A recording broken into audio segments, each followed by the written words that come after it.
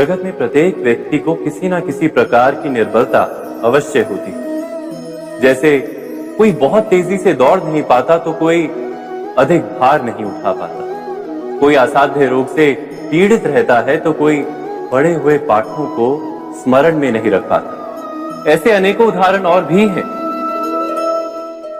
क्या आप किसी ऐसे व्यक्ति को जानते हैं जिसे सब कुछ प्राप्त हो और हम जीवन की उस एक निर्बलता को जीवन का केंद्र मानकर जीते हैं? इस कारणवश हृदय में दुख और असंतोष रहता है सदा। निर्बलता मनुष्य को जन्म से अथवा संजोग से प्राप्त होती है, किंतु उस निर्बलता को मनुष्य का मन अपनी मर्यादा बना लेता है। किंतु कुछ व्यक्ति ऐसे भी होते हैं जो अपने पुरुषार्थ और श्रम से उस निर्बलता को पराजित कर देते हैं। क्या भेद है उनमें और अन्य लोगों में? क्या आपने कभी विचार किया है? सरल सा उत्तर है इसका। जो व्यक्ति निर्बलता से पराजित नहीं होता, जो पुरुषार्थ करने का साहस रखता है हृदय में, वो निर्बलता को पार कर जाता है। अर्थात निर्बलता अवश्य ईश्वर देता है, किंतु मर्यादा मनुष्य का मन ही निर्मित करता है। स्वयं विचार कीजिए।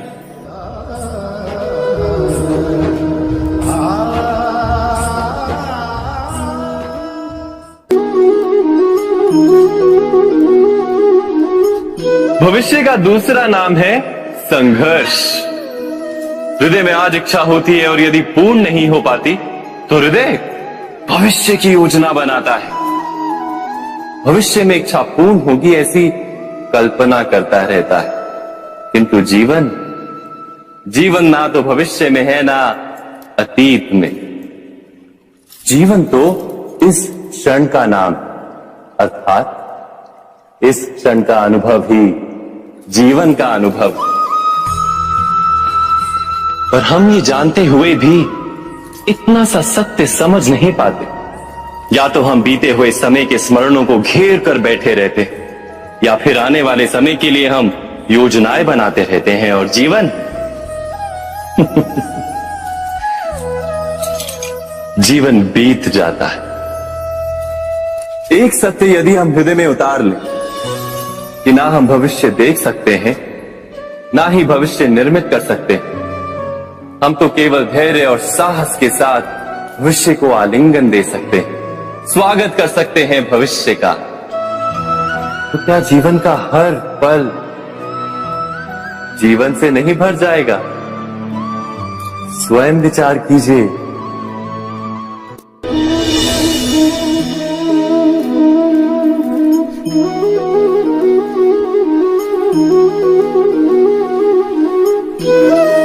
ज्ञान प्राप्ति सदा ही समर्पण से होती है, यह हम सब जानते हैं।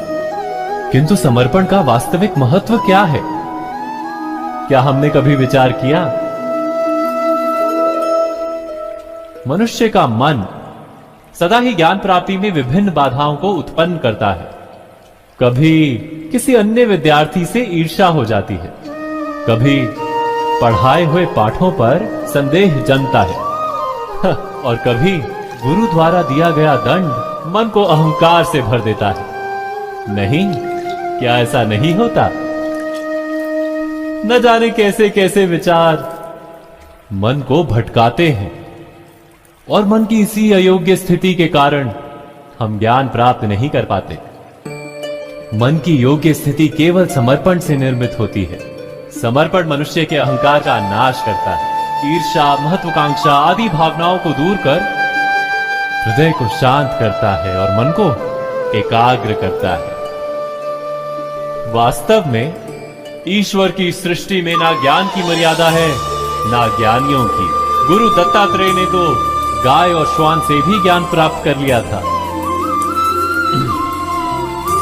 अर्थात विषय ब्रह्म ज्ञान का हो या जीवन के ज्ञान का या गुरुकुल में प्राप्त होने वाले ज्ञान का, उसकी प्राप्ति के लिए गुरु से अधिक महत्व है उस गुरु के प्रति हमारा समर्पण। क्या ये सत्य नहीं?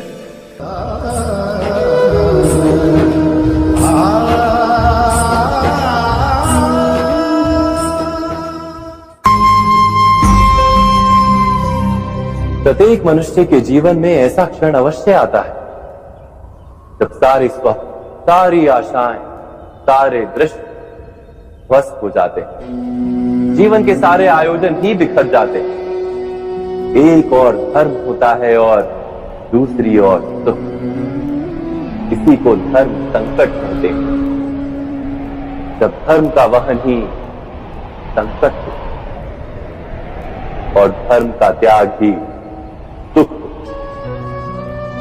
विचार कीजिए, कभी किसी स्वजन के विरुद्ध सत्य बोलने का अवसर प्राप्त हो जाता है, कभी ठीक दरिद्रता के समय सरलता से चोरी करने का मार्ग प्राप्त हो जाता है, कभी किसी शक्तिशाली राजनेता या राजा के कर्मचारी का अधर्म प्रकट हो जाता है।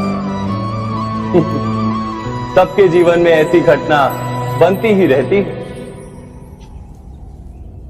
अधिकतर लोग ऐसे किसी क्षण को धर्म संकट के रूप में जान ही नहीं पाते। हमें किसी प्रकार के संघर्ष का अनुभव ही नहीं होता। सहजता से सुख की ओर खींचे चले जाते हैं, जैसे मक्खी गुड़ की ओर खींची चली जाती है। वास्तव में धर्म संकट का क्षण ईश्वर के निकट जाने का क्षण होता है। यदि हम संघर्षों से भयभीत ना, सुख की ओर आकर्षित ना, अपने धर्म पर दृढ़ रहे, तो ईश्वर का साक्षात्कार दूर नहीं।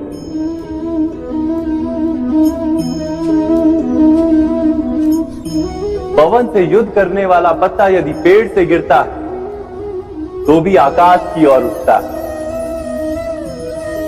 पवन से झुकने वाली घास वही भूमि पर रह जाती है। अर्थात धर्म संकट से यदि हम संकट को ही टाल दें तो सुख तो मिलता है, जीवन बढ़ता है, किंतु क्या चरित्र नहीं टूटता? क्या आत्मा दरिद्र नहीं हो जाती? क्या ईश्वर से अंतर नहीं हो जाता? स्वयं विचार कीजिए। दो व्यक्ति जब निकट आते हैं तो एक दूसरे के लिए सीमाएं और मर्यादाएं निर्मित करने का प्रयत्न अवश्य करते हैं। हम यदि सारे संबंधों पर विचार करें तो देखेंगे कि इन सारे संबंधों का आधार यही सीमाएं हैं जो हम दूसरों के लिए निर्मित करते हैं।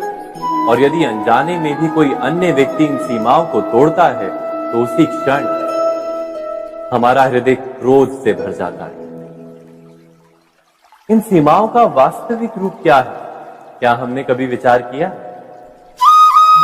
सीमाओं के द्वारा हम दूसरे व्यक्ति को निर्णय करने की अनुमति नहीं देते, अपना निर्णय उस व्यक्ति पर थोपते, अर्थात किसी की स्वतंत्रता का अस्वीकार करते हैं। और जब स्वतंत्रता का अस्वीकार किया जाता है तो उसका हृदय दुख से भर जाता है। और जब वो सीमाओं को तोड़ता है तो हमारा हृदय क्रोध से भर जाता है। क्या ऐसा नहीं होता?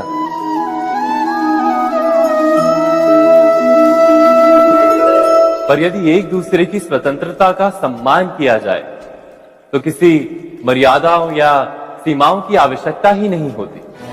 अर्थात जिस प्रकार स्वीकार किसी संबंध का देह है, क्या वैसे ही स्वतंत्रता किसी संबंध की आत्मा नहीं? स्वयं विचार कीजिए। सबके जीवन में ऐसा प्रसंग अवश्य आता है कि सत्य कहने का निश्चय होता है हृदय में, किंतु मुख से सत्य निकल नहीं पाता। कोई भय मन को घेर लेता है। किसी घटना अथवा प्रसंग के बारे में बात करना या फिर स्वयं से कोई भूल हो जाए उसके बारे में कुछ बोलना, क्या ये सत्य है? नहीं, ये तो केवल तथ्य है।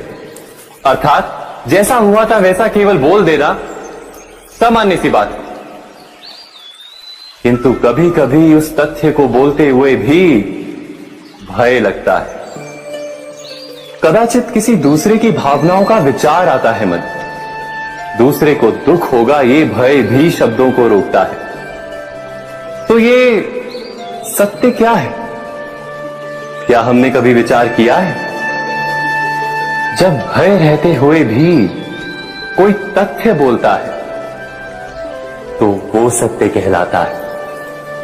वास्तव में सत्य कुछ और नहीं, केवल निर्भयता का दूसरा नाम। और निर्भय होने का कोई समय नहीं होता, क्योंकि निर्भयता आत्मा का स्वभाव है। अर्थात क्या प्रत्येक क्षण सत्य बोलने का क्षण नहीं होता?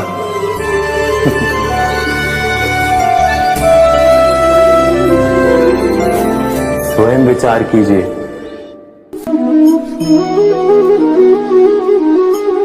श्रेष्ठता का क्या अर्थ है?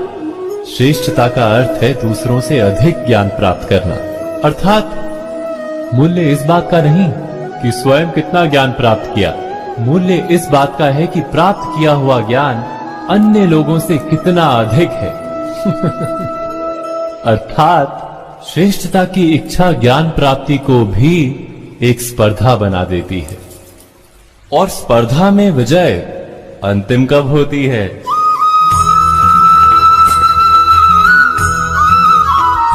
कुछ समय के लिए तो श्रेष्ठ बना जा सकता है, किंतु सदा के लिए कोई श्रेष्ठ नहीं रह पाता। फिर वही असंतोष, पीड़ा और संघर्ष जन्म लेता है। किंतु श्रेष्ठ बनने के बदले यदि उत्तम बनने का प्रयत्न करें तो क्या होगा? उत्तम का अर्थ है कि जितना प्राप्त करने योग्य है वो सब प्राप्त करना, किसी से अधिक पाने की इच्छा से नहीं, मात्र आत्मा की तृप्ति हेतु कुछ प्राप्त करना। उत्तम के मार्ग पर किसी अन्य से स्पर्धा नहीं होती, स्वयं अपने आप से स्पर्धा होती है। अर्थात उत्तम बनने का प्रयत्न करने वाले को देर अबेर सारा ज्ञान प्राप्त हो जाता है, बिना प्रयत्न के ही वो श्रेष्ठ बन जाता है। किंतु जो श्रेष्ठ बनने का प्रयत्न करता है वो श्रेष्ठ बने या ना बने, उत्तम कभी नहीं बन पाता।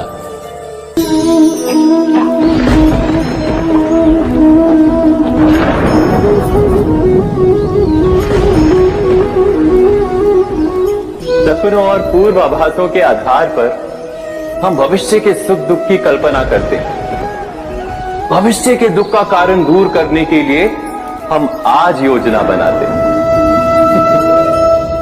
किंतु कल के संकट को आज निर्मूल करने से हमें लाभ मिलता है या हानि पहुंचती है? ये प्रश्न हम कभी नहीं करते। सत्य तो ये है कि संकट और उसका निवारण साथ जन से, व्यक्ति के लिए भी और सृष्टि के लिए भी। नहीं, आप अपने भूतकाल का स्मरण कीजिए, इतिहास को देखिए, आप तुरंत ही ये जान पाएंगे कि जब जब संकट आता है तब तब उसका निवारण करने वाली शक्ति भी जन्म लेती है। यही तो जगत का चलन है।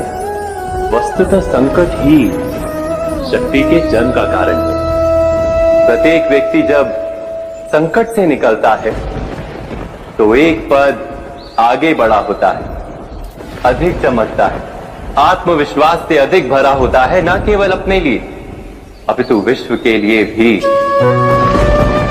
क्या ये सत्य नहीं? वास्तव में संकट का जन्म है एक अवसर का जन्म, अपने आप को बदलने का, अपने विचारों को ऊंचाई पर करने का अवसर, अपनी आत्मा को बलवान और ज्ञान मंडित बनाने का अवसर। जो ये कर पाता है उसे कोई संकट नहीं होता, किंतु जो ये नहीं कर पाता वो तो स्वयं एक संकट है विश्व के लिए। विचार कीजिए।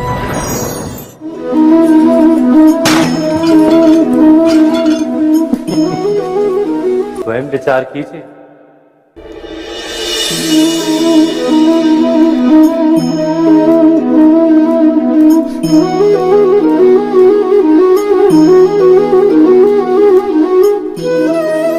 जीवन का हर क्षण निर्णय का क्षण होता है। प्रत्येक पद पर दूसरे पद के विषय में कोई निर्णय करना ही पड़ता है और निर्णय अपना प्रभाव छोड़ जाता है। आज किए गए निर्णय भविष्य में सुख अथवा दुख निर्मित करते हैं, ना केवल अपने लिए, अपने परिवार के लिए भी, आने वाली पीढ़ियों के लिए भी।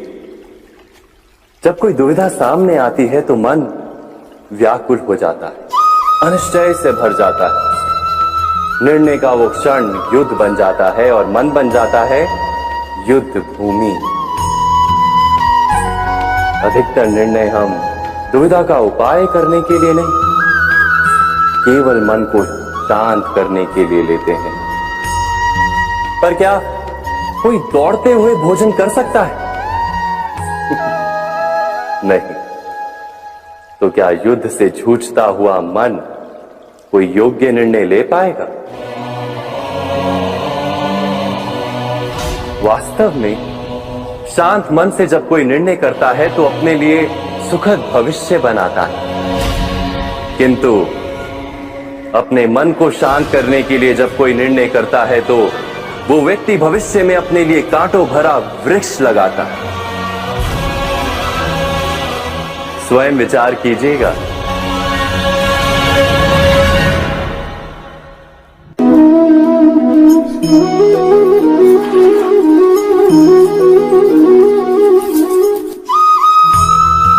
जीवन में आने वाले संघर्षों के लिए जब मनुष्य स्वयं को योग्य नहीं मानता, जब उसे अपने ही बल पर विश्वास नहीं रहता, तब वो सद्गुणों को त्याग कर दुर्गुणों को अपनाता है।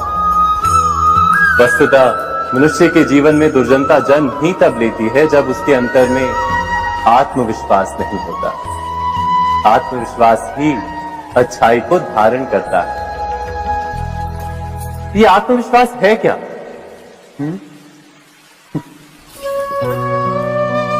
जब मनुष्य ये मानता है कि जीवन का संघर्ष उसे दुर्बल बनाता है, तो उसे अपने ऊपर विश्वास नहीं रहता।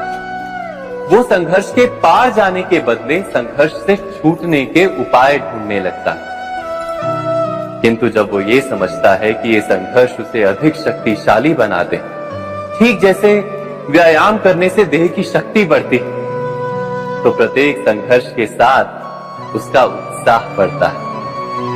अर्थात आत्मविश्वास और कुछ भी नहीं, मन की स्थिति, जीवन को देखने का दृष्टिकोण मात्र है। और जीवन का दृष्टिकोण तो मनुष्य के अपने वश में होता है। स्वयं विचार कीजिए।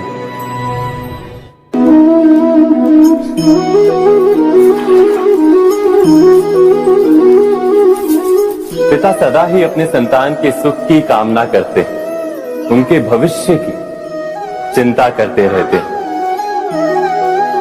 इसी कारणवश सदा ही अपने संतानों के भविष्य का मार्ग स्वयं निश्चित करने का प्रयत्न करते रहते। जिस मार्ग पर पिता स्वयं चला है, जिस मार्ग के कंकर पत्थर को स्वयं देखा है, मार्ग की छाया, मार्ग की धूप को स्वयं जाना है, उसी मार्ग पर उसका पुत्र भी चले, यही इच्छा रहती है हर पिता की। निसंदेह उत्तम भावना है ये।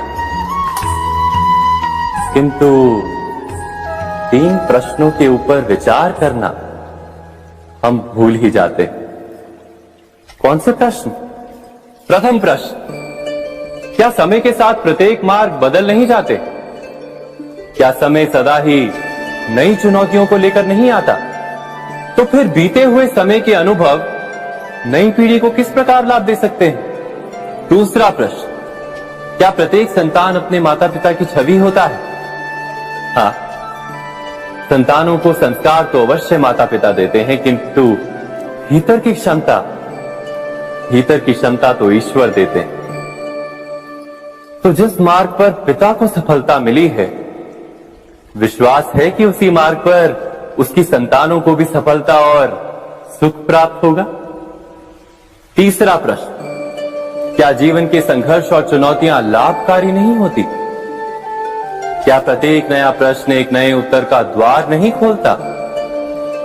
तो फिर संतानों को नए नए प्रश्नों, संघर्षों और चुनौतियों से दूर रखना, ये उनके लिए लाभ करना कहलाएगा या हानि पहुंचाना?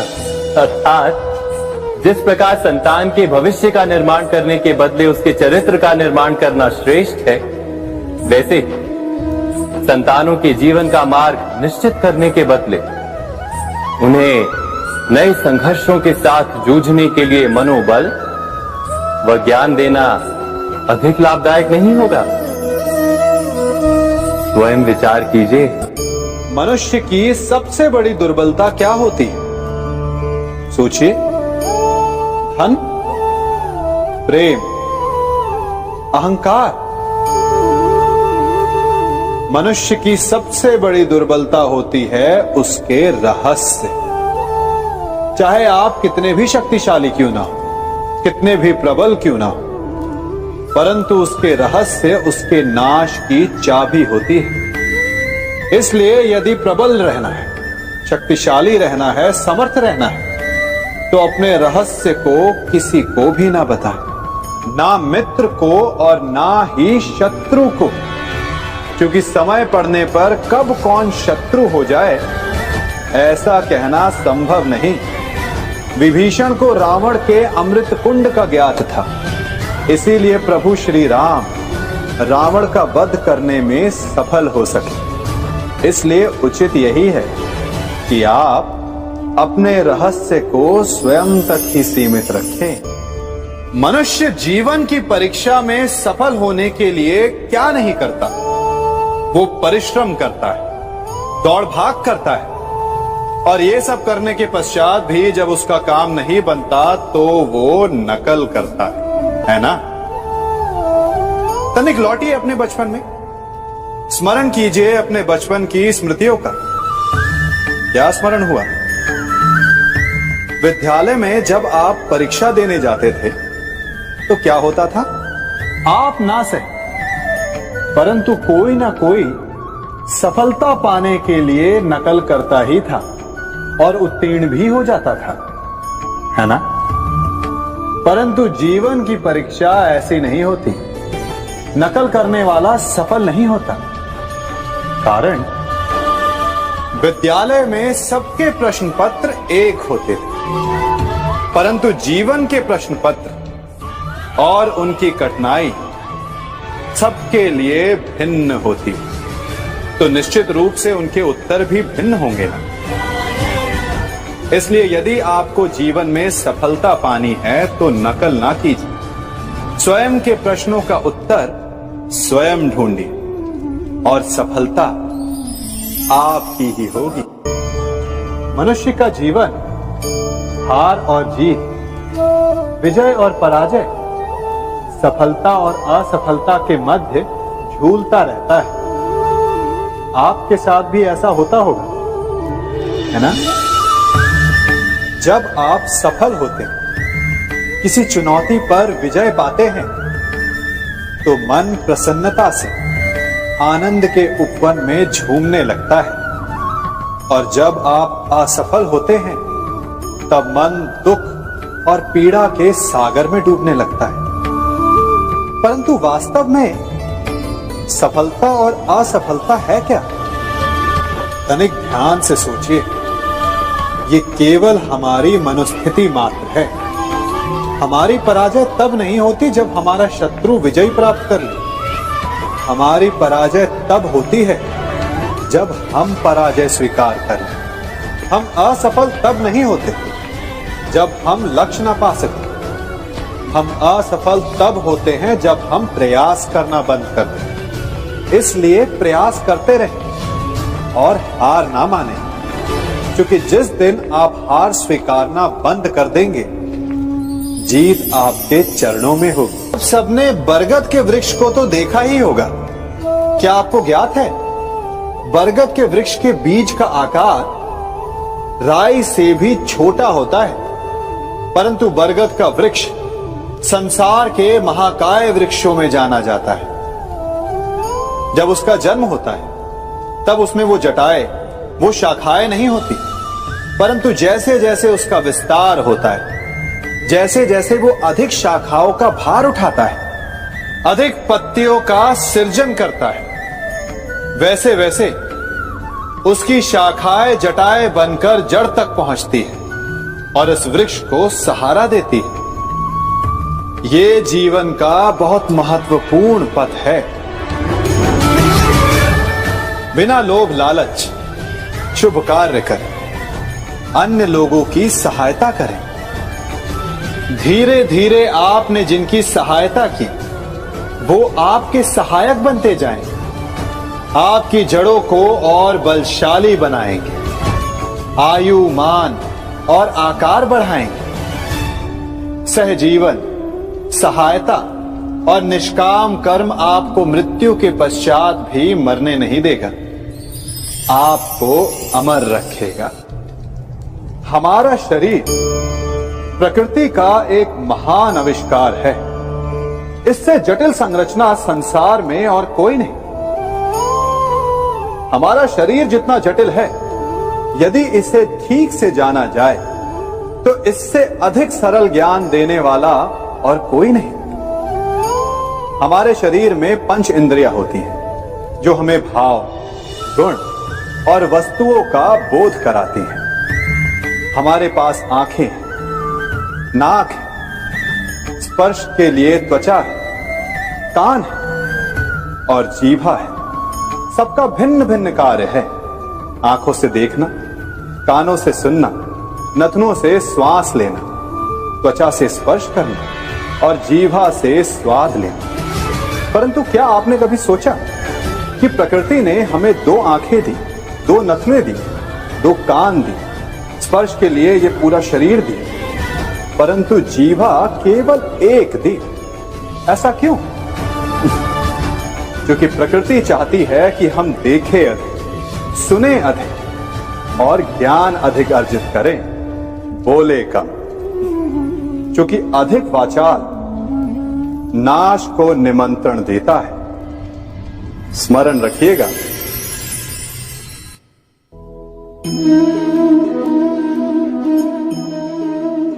ये सदा यही कहते आए कि यदि आगे बढ़ना है तो अपनों का साथ दो। सत्य कहते हैं, अपनों का साथ देना ही चाहिए, परंतु साथ देने से पूर्व ये अवश्य पहचान लेना चाहिए कि अपने हैं कौन। क्या अपने वही होते हैं जिनके साथ हमारा रक्त संबंध होता है, या अपने मित्र? अपने वो होते हैं जो हमें सद्कार्य के लिए प्रेरित करें, हमें आगे बढ़ाएं, हमारा साथ दें। और वो जिनका साथ देने से समाज का नाश, धर्म की हानि, वो सगे हो करके भी सगे नहीं होते। इसलिए जब अपनों की परिभाषा का चुनाव करें तो उन्हें अपना माने जो आपका साथ दे, उन्हें नहीं जो हमें अज्ञान के मार्ग पर ले जाएं।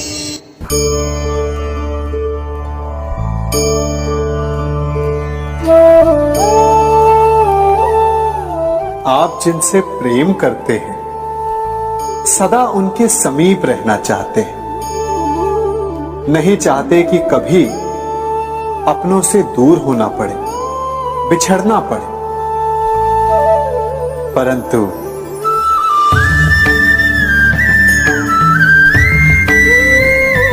एक समय के पश्चात अपनों से दूर हो जाना उन्नति के लिए आवश्यक है। आप माता पिता हैं। यदि आप अपनी संतान के जीवन के हर पग पर उनका मार्गदर्शन करते रहेंगे तो आपकी संतान स्वयं मार्ग चुनना कैसे सीखेगी? मार्ग के कांटों से स्वयं को बचाना कैसे सीखेगी? इसीलिए एक समय के पश्चात अपनों से बनाई गई दूरी सदा लाभदायक रहती है। आज मैं आप सबको एक कथा सुनाता हूं। एक दिन प्रातः एक व्यापारी अपने घर से निकला। घर से निकलते ही एक बिल्ली ने उस व्यापारी का मार्ग काट दिया। व्यापारी घबरा गया, वो फिर से घर लौट गया और शुभ घड़ी की प्रतीक्षा करने लगा। और जब वो पुनः अपने घर से निकला तब वो वाहन जा चुका था जिससे राजा तक पहुंचकर उसे भेंट देनी थी। राजा को भेंट नहीं मिली। राजा क्रोधित हो गए। राजा ने उस व्यापारी का व्यापार बंद करवा दिया। इस कारण व्यापारी क्रोधित होकर घर पर अपनी पत्नी से लड़ बैठा।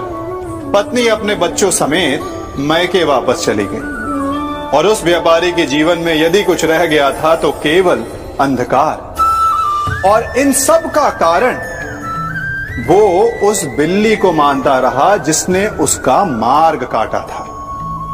ऐसा ही एक दूसरा व्यापारी राजा को भेंट देने निकला और उस व्यापारी का मार्ग भी एक बिल्ली ने काट दिया।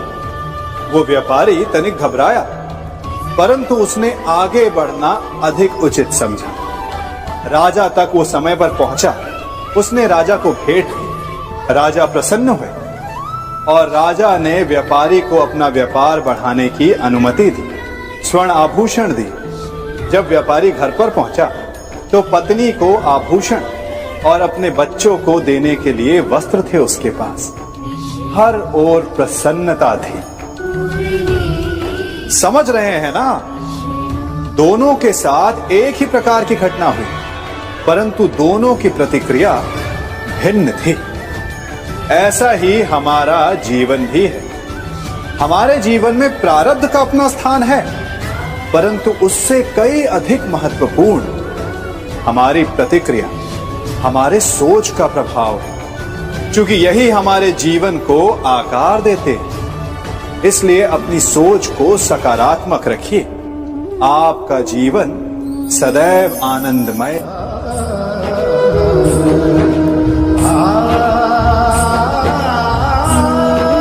हम सभी अपने जीवन में कोई ना कोई कार्य करते हैं। कार्य करते हैं तो थकान की अनुभूति होती है और यदि थकान ना उतरे तो कार्य करने का मन नहीं करता। हम आशा करते हैं कि कदाचित एक दिन में 24 के स्थान पर 26 घंटे होते तो आराम करने के लिए हमें और अधिक समय मिल जाता। हमें ऐसा अनुभव होता है कि हम बहुत अधिक कार्य कर रहे हैं, है ना? परंतु क्या आपने कभी सोचा है कि जो लोग संसार में सफल हैं उनके पास भी सफल होने के लिए दिन में केवल 24 घंटे थे, तो फिर वो सफल क्यों है? इसका एक छोटा सा रहस्य है। वो कार्य चुनते हैं जो उन्हें प्रिय है, जिसे करने में उन्हें आनंद आता है। उन्हें लगता ही नहीं कि वो कार्य कर रहे हैं, उन्हें लगता है कि वो प्रतिपल आनंद मना रहे हैं। और जब आप आनंद मनाते हैं तो थकान कैसी? इसलिए यदि आप जीवन में कोई भी कार्य करें तो वो आपके मन को भाना चाहिए, या जो कार्य आप कर रहे हैं उसे अपने मन को भा देने दो। सफलता आपको मिलेगी। कभी सोचा है हमारा जीवन भी उस रेत की घड़ी की भांति है? जो रेत नीचे गिर चुकी है वो हमारा अतीत है, जो अब भी ऊपर है वो हमारा आने वाला भविष्य है, और वर्तमान ये संकुचित स्थल है जहां से धीरे धीरे करके रेत गिर रही है। अर्थात हमारे पास जीने के लिए यही एक क्षण है। उसका उपयोग कैसे करना है ये हम पर निर्भर करता है। जो बीत गया उसका दुख मनाना है, या जो भविष्य में होने वाला है उसकी प्रतीक्षा में क्रोध करना है। सब कुछ करने के लिए यही एक क्षण है। प्रसन्न रहना है तो उसके लिए भी यही एक पल है। प्रतीक्षा करते रहोगे तो ये पल भी भूतकाल में बदल जाएगा। इसलिए आनंद के लिए, परोपकार के लिए प्रतीक्षा ना कीजिए, आपके पास जो पल है उनका भरपूर सदुपयोग कीजिए, क्योंकि इस घड़ी को पलटकर आप फिर से समय अवश्य गिन सकते हैं, परंतु अपना बीता हुआ समय आप वापस नहीं लौटा पाएंगे। मनुष्य भी बड़ा विचित्र प्राणी है। अपनों से नीचे के स्तर के लोगों को वो हे दृष्टि से देखता है, उनका उपहास उड़ाता है, उनसे बार बार कहता है कि तुम्हारा कुछ नहीं हो सकता, तुम भविष्य में कुछ नहीं कर पाओगे। जब मनुष्य के पास धन, संपत्ति, मान होता है तो वो दूसरों का आदर नहीं करता, परंतु वो एक बात भूल जाता है कि उससे भी अधिक शक्तिशाली कोई अस्तित्व में है, और वो है समय। काल काल अपना चक्र कब बदलेगा ये कोई नहीं जानता। समय अपनी करवट कब लेगा ये कोई नहीं जानता। कोयला भी समय के साथ साथ हीरे में परिवर्तित हो जाता है। इसलिए जीवन में कभी भी किसी का भी उपहास नहीं उड़ाना चाहिए।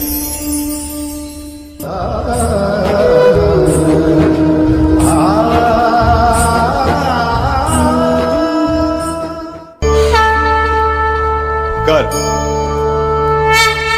अभिमान और अहंकार, ये तीनों सुनने में एक जैसे लगते हैं, परंतु तीनों का अर्थ भिन्न होता है और परिणाम भी। तीनों का आरंभ प्रेम से होता है। स्वयं से प्रेम, परिश्रम हमारे मन में गर्व को जन्म देता है और सफलता अभिमान जगाती है। यहां तक ठीक है, परंतु जब ये भावना अहंकार बन जाती है तब वो समस्या बन जाती है, क्योंकि सबसे बुरा अंत अहंकारी का ही होता है। परंतु मनुष्य के लिए पहेली यही है कि पहचाना कैसे जाए कि अहंकार जग गया है और उसका दमन आवश्यक है। इसका उत्तर मैं नहीं, आपका मन देगा। जब तक आप स्वयं से प्रसन्न हैं, जब तक आप सबसे ऊंचा उठने का प्रयास कर रहे हैं, तब तक ठीक है।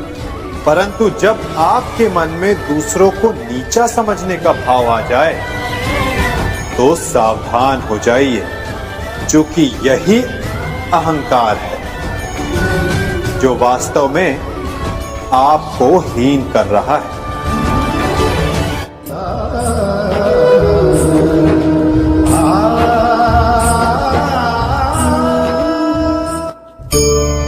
आज मैं आप सबको एक कहानी सुनाता हूं। एक दिन गोकुल में दो व्यापारी आए।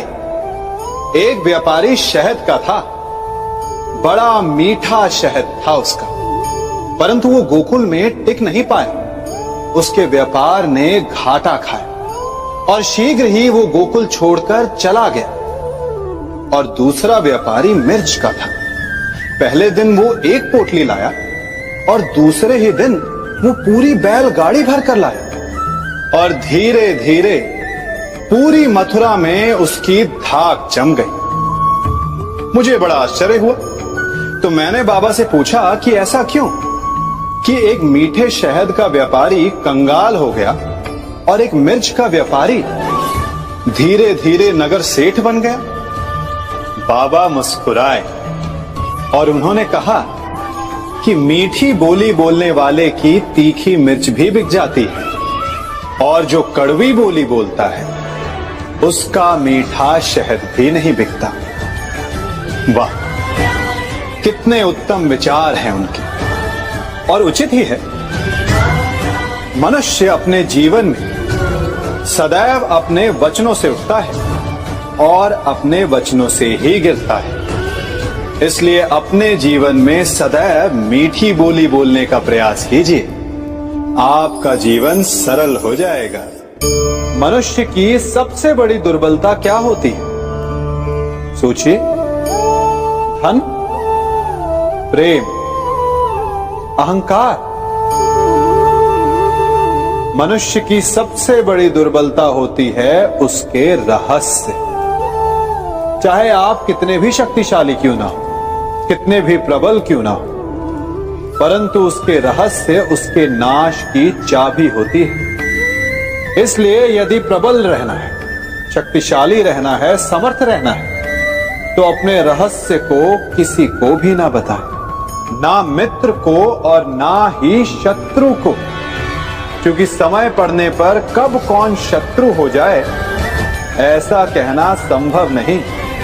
विभीषण को रावण के अमृत कुंड का ज्ञात था, इसीलिए प्रभु श्री राम रावण का वध करने में सफल हो सके। इसलिए उचित यही है कि आप अपने रहस्य को स्वयं तक ही सीमित रखें।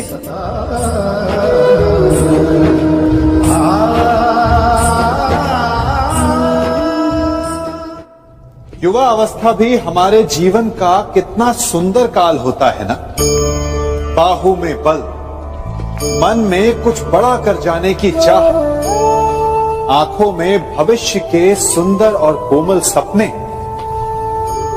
और इसी अवस्था में मनुष्य के भीतर पनपता है प्रेम। किसी को देखकर उस पर मन मोहित हो जाता है और फिर मनुष्य अपना सब कुछ उस पर न्यौछावर कर देना चाहता है। फिर प्रेम की परिणति होती है विवाह में। क्यों? सबको अपने खट्टे मीठे संस्मरण स्मरण हुआ है ना। परंतु यहीं से अधिकतर माता पिता और संतान के मध्य विचारों का विरोध प्रारंभ हो जाता है। संतान को लगता है कि उसका चुना जीवन साथी ही उसके लिए उपयुक्त है, और माता पिता को लगता है कि संतान अनजाने में भूल कर रही है। संतान का तर्क होता है कि उसे विवाह किससे करना है, ये उसका अधिकार है। और माता पिता का तर्क ये होता है कि अब भी जीवन साथी चुनने की समझ संतान में है ही नहीं। तो इस अवरोध को काटा कैसे जाए, उचित निर्णय कैसे लिया जाए? इसका एक ही मार्ग है, अपने उत्तरदायित्व का भान और अपनों से बड़ों के मापदंडों का भान। विवाह करने से पूर्व ये जान लेना आवश्यक है कि विवाह केवल अपने प्रेम को पाने का मार्ग नहीं है, अपितु विवाह से जीवन का एक नया द्वार भी खुलता है। और हर नए जीवन के साथ नए उत्तरदायित्व भी होते हैं। और यदि इन उत्तरदायित्वों को समझकर निर्णय लिया जाए तो विश्वास कीजिए आपका दाम्पत्य जीवन आनंद से भरा रहेगा और आपको कभी ये पछतावा नहीं होगा कि आपने कोई अनुचित निर्णय लिया। सागर का जल वाष्प बनकर उड़ता है, तब वो हमें दिखाई नहीं देता। मेघ उस जल को अपने भीतर छिपा लेते हैं, लंबी यात्रा करते हैं, प्रयास करते हैं कि वो जल सदा उनके भीतर छिपा रहे। परंतु जब वायु का वेग उन्हें उड़ाकर किसी पर्वत से ले जाकर के टकरा देता है, तब उन मेघों को बरसना ही पड़ता है, क्योंकि यही नियति है, यही प्रकृति है। क्योंकि जल को सागर में जाकर मिलना ही है। ठीक ऐसा ही हमारे साथ भी होता है। हम सत्य अपने मन के मेघों में चाहे जितना छिपाने का प्रयास कर लें, परंतु समय की आंधी उसे वास्तविकता के पर्वत से ले जाकर के टकराकर हमारे समक्ष ले ही आती है। जिस भय के कारण आप सत्य को सामने नहीं लेकर आना चाहते, एक दिन वही भय हमारे समक्ष आकर खड़ा हो जाता है और फिर हम लाचार हो जाते हैं, क्योंकि हमने उस भय का सामना करने की तैयारी नहीं की होती। इसलिए सत्य से भागे नहीं, उसे छिपाए भी नहीं, उसे स्वीकार करें। भविष्य की बड़ी विपत्ति से बच जाएंगे।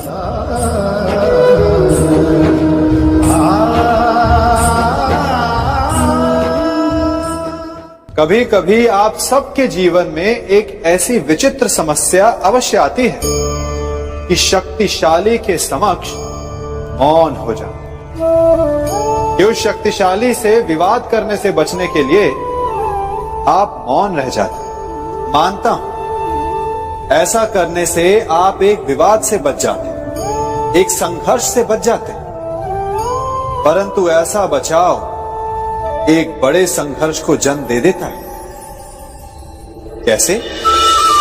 हमारा मौन रहना अनजाने में उसका समर्थन बन जाता है और वो स्वयं को अधिक शक्तिशाली अनुभव करता है और यहां से हमारा दमन प्रारंभ हो जाता है। एक के बाद एक हम अन्याय में अनचाहे रूप से सम्मिलित होते चले जाते हैं। तो इसका तोड़ क्या है? ये समझने के लिए ये जानना आवश्यक है कि ऐसी कौन सी बात है जो आपको विरोध करने से रोकती है। ये सामने वाले की शक्ति नहीं जो आपको रोकती है, या आपके भीतर छिपा भय है जो आपको रोकता है। हां, कभी कभी भय आपकी सुरक्षा अवश्य कर सकता है, परंतु साथ साथ ये भी जानना आवश्यक है कि ये भय ही है जो आपको मौन भी रखता है। इसलिए अपने मन से भय को निकालिए और खुलकर अनीति का, अन्याय का विरोध कीजिए और फिर देखिएगा आपका मन कितना मुक्त, कितना हल्का अनुभव करेगा।